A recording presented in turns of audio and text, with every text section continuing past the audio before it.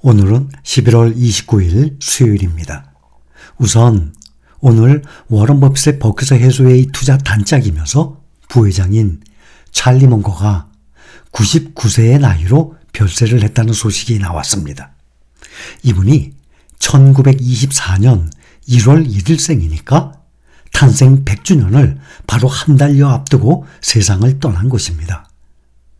버크셔 해서웨이는 찰리 먼거 부회장이 캘리포니아 병원에서 가족들이 지켜보는 가운데 숨을 거뒀다라고 발표했습니다. 워런 버핏은 이날 성명을 통해서 찰리의 영감과 지혜가 없었다면 버크셔 해서웨이는 지금의 위치에 오르지 못했을 것이라면서 애도했다고 합니다. 찰리 먼거의 유명한 투자 명언 중에 한 문장을 우리는 다시 한번 기억합시다. 장기적으로 뛰어난 투자 성적을 얻으려면 단기적으로 나쁜 성적을 견뎌내야 한다라는 정말 좋은 말씀을 남기신 분입니다. 또 하나의 투자 명언을 보면은 좋은 회사를 매수를 해서 느긋이 깔고 앉으면서 기다리라는 그러한 말도 한 분이십니다. 오늘 미국 증시 국채금리가 빠르게 하락하는 가운데 장 마감 시간 무렵에 매수세가 다시 들어오면서 오늘은 필라델피아 반도체 지수만 하락을 하고 나머지 3대 지수가 모두 상승하면서 장을 마감했습니다. 연방준비제도의 당국자의 기준금리 인하 가능성 언급에 상승했어요. 매파로 분류되고 있는 당국자의 발언에 시장의 기준금리 인하 기대감이 커졌습니다. 미국의 중앙은행인 연준의 매파로 분류되는 크리스토퍼 월러 이사가 더 이상의 금리 인상은 불필요하다고 말하는 등의 연준의 금리 인상 캠페인이 사실상 종료가 됐다는 기대감으로 미국 증시가 소폭이지만 일제히 상승했습니다. 다우지수 0.24% 오르고 S&P 500은 0.1% 올라서 4,554, 4포인트 올랐습니다. 나스닥은 0.29% 상승 14,281. 필라델피아 반도체 지수만 0.56% 떨어져서 3,718입니다. 한 달간의 상승률 보면 S&P 500이 9.3%, S&P 500이 100년의 역사상을 보면 9%에서 10% 정도 오르거든요. 1년간의 상승률을 단 10월 말부터 지금 11월 말까지 단 한 달간의 상승률로 완전히 급등시켰습니다. S&P 500이 9.3% 상승, 나스닥이 11.7%, 필라델피아 반도체 지수는 16.7%예요. 1년 평균 수익률, 그동안에 1년 평균 수익률을 단 한 달 만에 올린 것입니다. 그러니 이렇게 주가가 급등하는 기간에 주식을 보유하고 있는 사람과 그렇지 않은 사람과의 투자 수익률 당연히 크게 차이가 나는 것입니다. 그래서 샀다 팔았다 하면서 시장의 타이밍을 맞추려고 하다가 이렇게 주가가 급등을 할 때는 막상 내 손에 들고 있는 주식이 없다면 낭패를 당하는 것이기 때문에 시장이 상승장이든 하락장이든 꾸준히 매수를 하면서 보유를 하는 방법이 가장 좋은 것입니다. 종목별로 보면 오늘 테슬라가 4.5% 이상 급등을 하는 등의 미국, 중국의 전기차주들이 일제히 상승했습니다. 이에 비해서 반도체주는 엔비디아가 0.87% 하락하는 등의 대부분 약세를 보여서 반도체 모임인 필라델피아 반도체 지수는 0.56% 하락 마감한 것입니다. 빅테크주들 중에 마이크로소프트 이틀 연속 상승하면서 오늘도 1.06% 상승, 382.63달러로 최고가를 계속 경신 중입니다. 지금 애플이 시가총액이 3조 달러 직전까지 왔습니다. 마이크로소프트도 이 상태로 가다가 애플과 함께 3조 달러 넘어갈 것으로 예상이 됩니다. 미국 국채 수익률, 이 벤치마크 10년물 수익률이 전 거래일보다도 계속 하락을 해서 4.354%까지 기록했습니다. 지난달만 해도 10년물 수익률이 5%를 돌파를 했지 않습니까? 지금 상당히 많이 떨어진 것입니다. 연말에 이렇게 산타랠리를 앞두고 미국의 증시 낙관론이 고개를 들고 있습니다.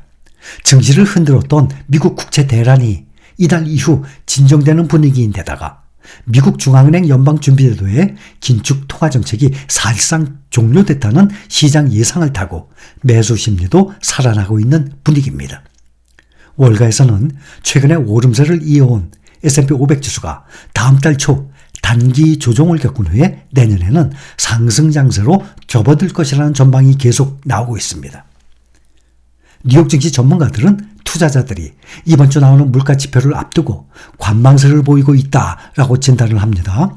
오는 30일 연방준비제도가 중시하는 10월 근원 개인 소비지출 PCE 가격지수 발표를 앞두고 관망세를 보이고 있습니다. 월스트리트 저널이 집계한 바에 따르면 이코노미스트들은 10월 근원 PCE 가격지수는 전달보다 3.5% 올라서 9월에 3.7%에서 둔화했을 것으로 예상을 하고 있습니다. 전월 대비로는 0.2% 올라서 이전에 0.3%에서 둔화했을 것으로 예상하고 있습니다. 물가가 계속 둔화할 경우 연준이 내년에 금리를 인하할 것이라는 기대는 점점 커질 전망이에요. 미국의 연방준비제도 내에 대표적인 매파 인사로 꼽히는 크리스토퍼 월러 이사가 오늘 인플레이션 둔화 추세가 계속 이어질 경우 몇 달 내 기준금리 인하를 시작할 수 있다라고까지 밝혔습니다. 현재 통화정책이 물가 안정 목표 2%를 달성하기에는 적절하다는 확신이 커지고 있다는 진단도 내놨습니다. 그러나 월러 총재와 견해가 반대되는 의견도 나왔습니다. 연준 내에서 가장 매파적인 성향의 인사로 꼽히는 미셸 보먼 연준 이사는 연설에서 물가 상승률 목표 수준으로 낮추기 위해서 추가 금리 인상이 필요하다라는 기존 입장을 또 되풀이했습니다. 금리 선물 시장에서는 연준이 내년 5월에 첫 금리 인하를 시작해서 총 1%가량 금리를 내릴 것으로 예상하고 있습니다. 다만 내년 5월 금리 인하 가능성은 오늘 기준 51.6%로 기존의 60% 수준에서 조금 하락했습니다. 미국 중앙은행 연방준비제도가 내년 중반부터 기준금리를 인하하기 시작할 것이라는 전망이 50%를 넘는 확률로 예측되고 있는 등의 금융기관들 사이에서 금리 인하 예측이 연이어 나오고 있어요. 금리 인하 폭은 1년간 0.75%에서 1.75%까지 다양합니다. 월스트리트저널은 CME 그룹의 금리 선물 데이터를 인용해서 보면 투자자들은 연준이 내년 5월 연방공개시장위원회 회의에서 기준금리를 0.25% 인하할 확률을 52%로 예측한다라고 보도했습니다. 이 수치는 지난 10월 말에 29%에서 대폭 증가한 것입니다. 투자자 과반수가 내년 상반기에 금리 인하가 시작될 것으로 예측한 셈이에요. 투자자들은 또 내년 말까지 기준금리 4차례 정도를 인하를 예측하고 있습니다. 도이체방크는 이런 투자자들의 예상보다 훨씬 더 공격적인 금리 인하가 나올 것으로 예상을 했다고 로이터 통신이 보도까지 했습니다. 도이체방크는 내년 전망 보고서에서 미국의 완만한 경기 침체가 도래하면서 2024년 내년에 연준이 기준금리를 1%가 아니라 1.75% 낮출 것으로 예상을 하고 있습니다. 2024년 6월 회의에서 처음으로 0.5%를 낮추고 그 이후 나머지 기간에 1.25%나 추가 인하한다는 것이에요.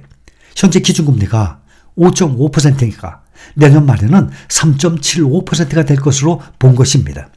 이것은 트레이더들의 내년 말 기준금리 예상치가 현재 4.48%거든요. 이거보다도 훨씬 낮은 수치예요.